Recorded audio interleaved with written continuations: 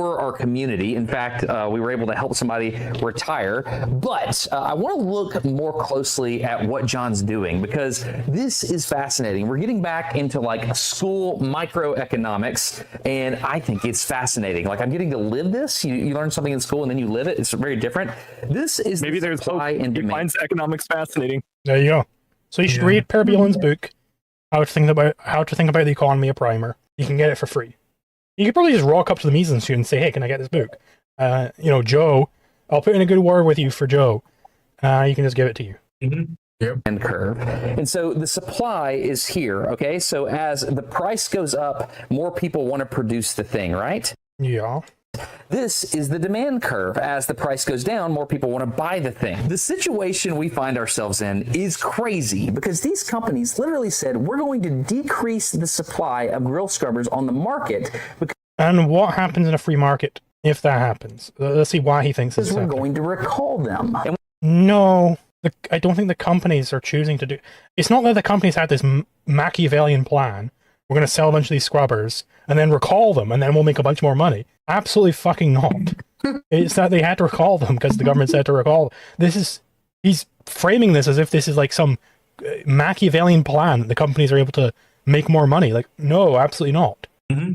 Like, that's how you kill your business. Exactly. If all your scrubbers get recalled, you kill your business. And I would once again say that people have a right to choose their products if they think that, the risk premium for the more expensive product is too much, and that the best judges, people will not always be right about this. I can imagine an individual being wrong about this, but the best possible judge of what a person wants is themselves.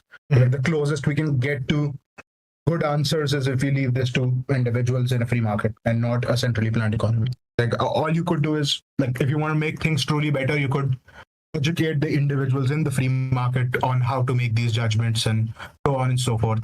Give them good principles of thought. In effect, teach them objectivist philosophy. Beyond that, you just leave it to the individuals in the market. They know best. People know best what to do with their lives better than anybody who is not them. So certainly no central planner. Yeah. When we do that, the price goes up. So like the natural price in the market for grill scrubbers went up. But not only that, now more people need grill scrubbers. And so that pushes the demand this way. So the price...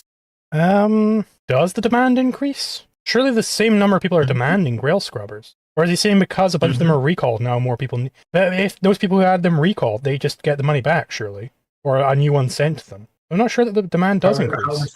Yeah. Like, maybe I'm misunderstanding something about this argument, but I don't think the demand does increase. I don't know. Maybe it's like all these companies who had to recall their grill brushes, they're like untrustworthy now or something. So there's this big gap because they're all like dipping out of the market. But that seems like a pretty big assumption to make. I don't know. It seems like realistically, demand probably wouldn't really change very much. Yeah. Yeah. I think I don't see how demand increases. It's definitely something he needs to explore more. Like, explain specifically why demand is increasing here. He just has now a bunch of more people need grill scrubbers. Like, did a bunch more grills get sold? I think what he's going for is that people who got it recalled will now need grill scrubbers.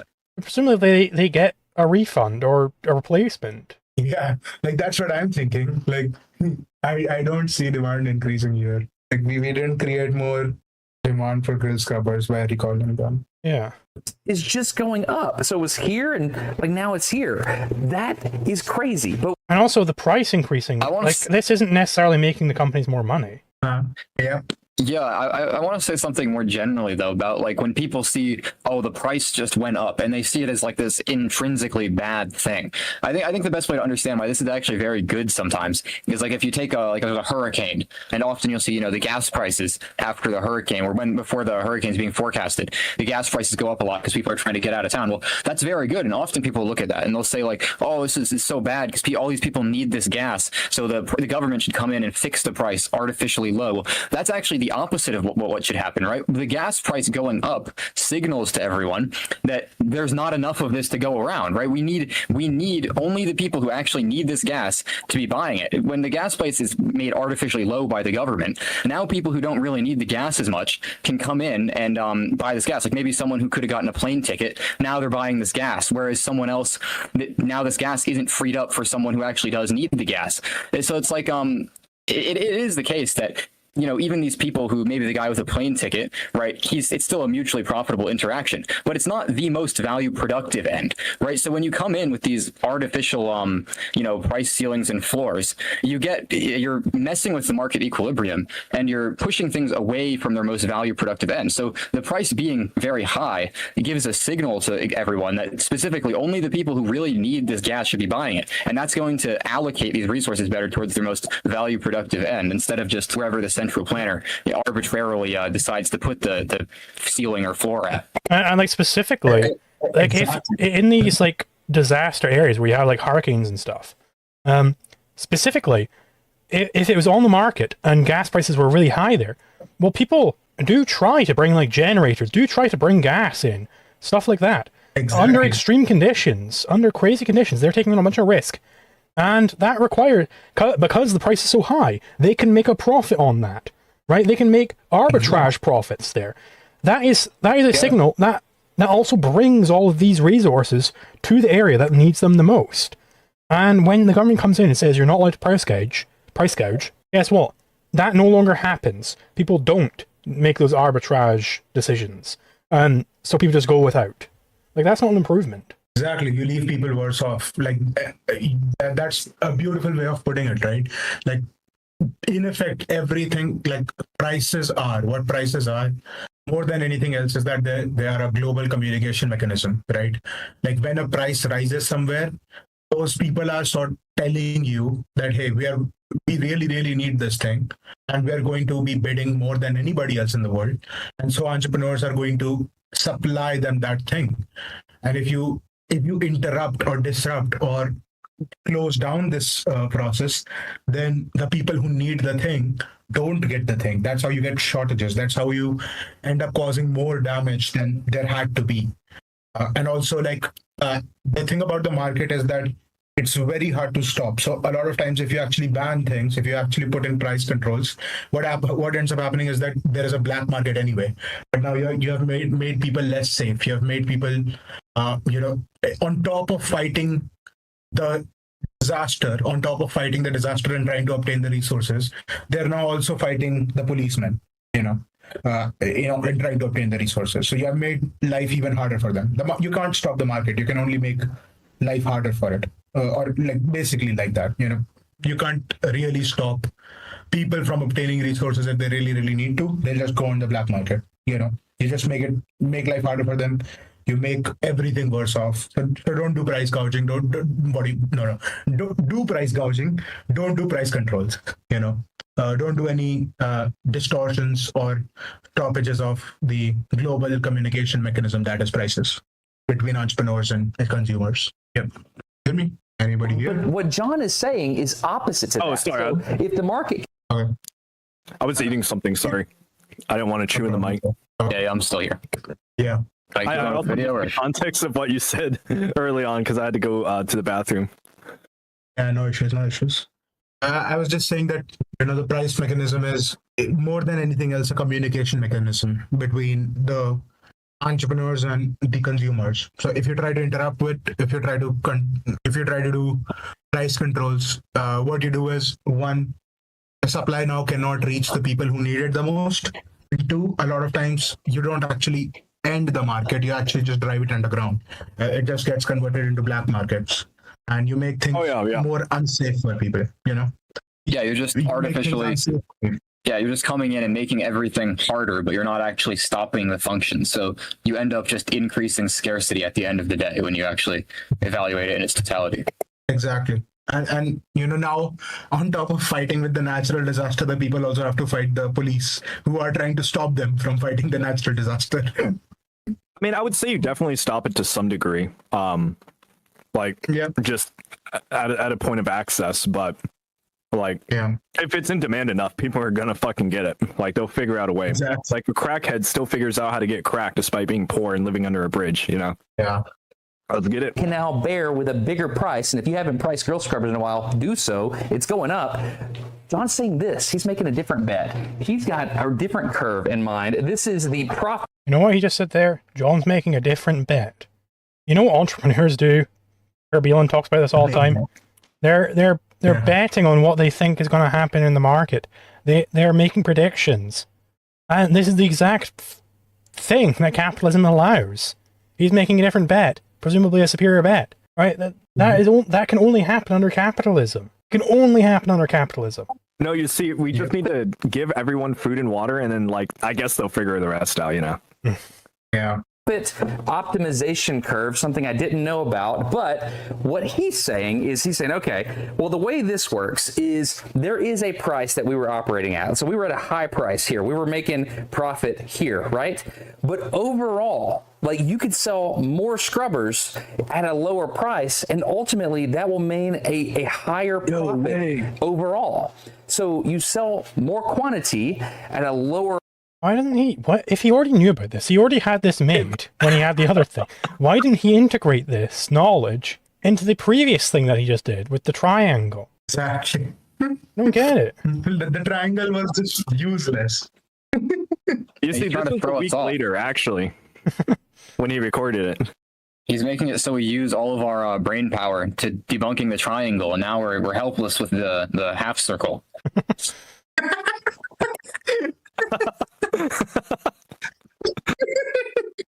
I love the shapeism. Price, and that means the area under the curve goes up. So this is profit optimization, right? This is doing it right. The fact that I asked the question, can you make a product in America and be competitive in the market? That is insane.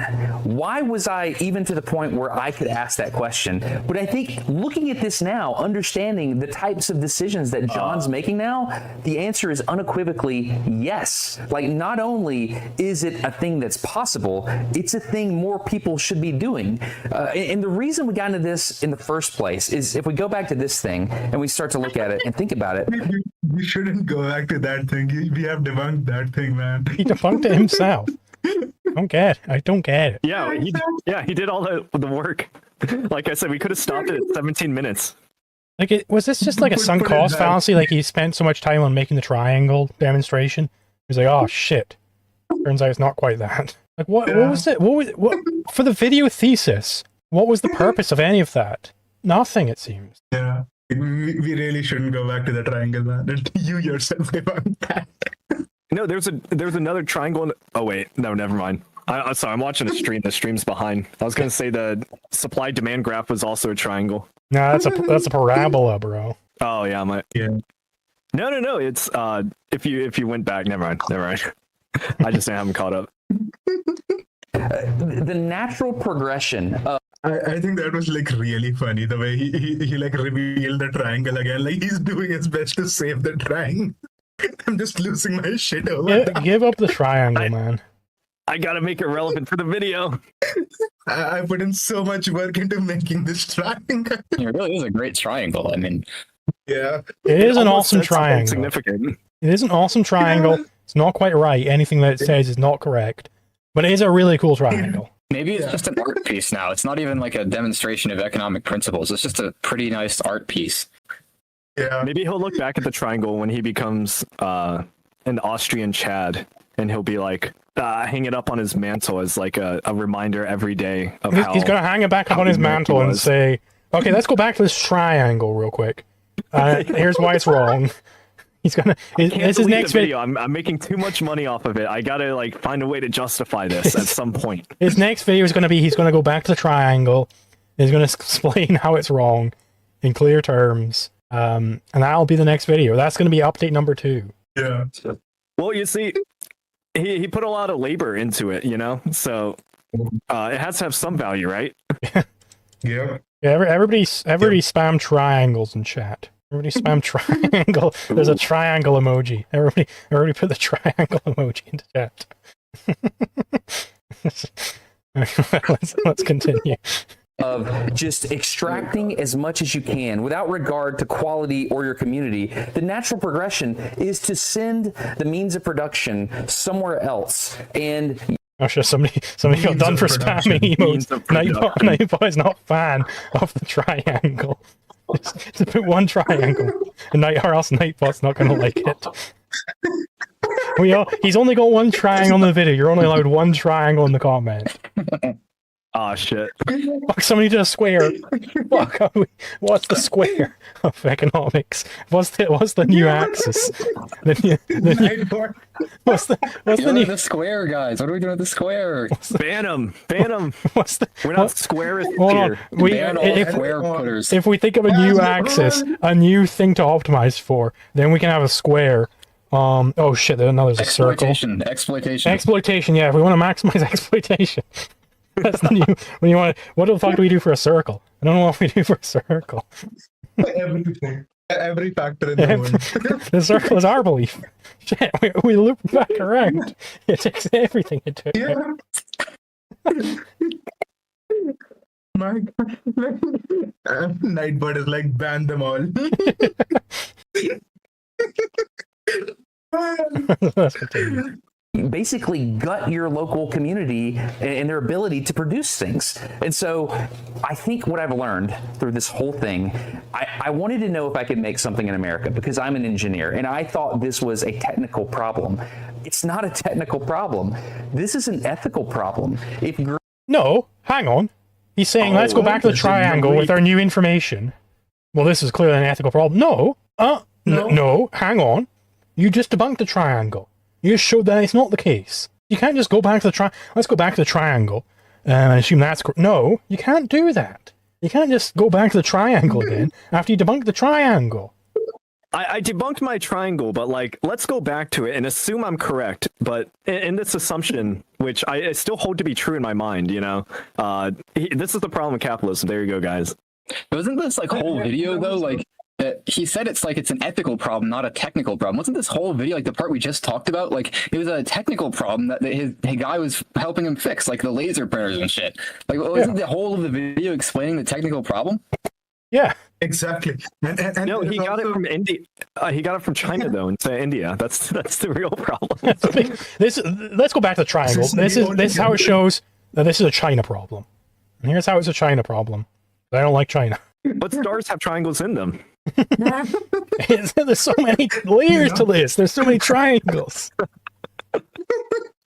You know, there is this really, really funny thing out here, which is like he debunks the triangle, brings it up anyway, and then he's like, if we really, really care about profits, then he sends the goddamn ring outside the viable business triangle, you know, and so technically the business shouldn't be viable, so the business should technically fall. But he's like, oh, what we then do is we send the means of production, communist word, but whatever, we send that outside. Well, not really. Like, can't people care about, like, you know, like once again, as we went back and pointed out, like, this is just, I don't want to ever trade with poor people, you know, like, can't people care about trading with them? Can't keep, and once again, you don't need to sacrifice product, like, you don't need to sacrifice quality or well-being here, because like profit takes care of well-being, because if you're making a profit, you're making somebody else's life better as well. So that is well-being. So you need to get rid of the blue guy.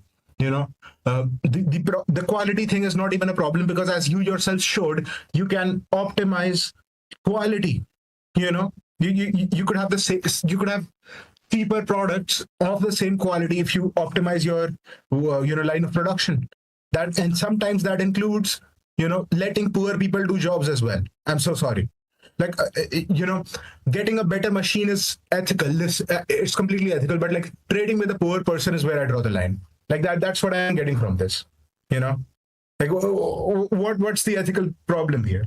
Or if you want to consult, if you want to consult the stream, yeah, just consult the stream. You'll find out the problem. There's way too many triangles here. Yeah. I'm seeing a lot of triangles here. I don't know if you guys have noticed this. There's a lot of triangles in this flag. It's too many. And also, like, It's not trading with poor people that's the problem. It's for some reason China and Costa Rica because India is fine. I was gonna say that. He has one triangle. The ancap flag has two triangles. So like naturally we're better than him. But then like this theory falls apart when we see that China has what is it, like 25 triangles?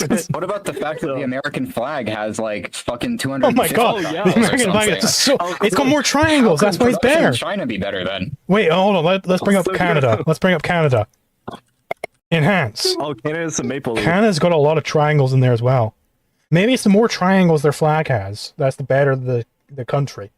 The country. Yeah, because he keeps referring back to the triangle, and the Well, if we triangle's refer true, so back to the it's all triangle- adding up now. If we refer back to the perfect. triangle, we can see the US has like so many triangles on their flag. China, they got like what 20 or some shit.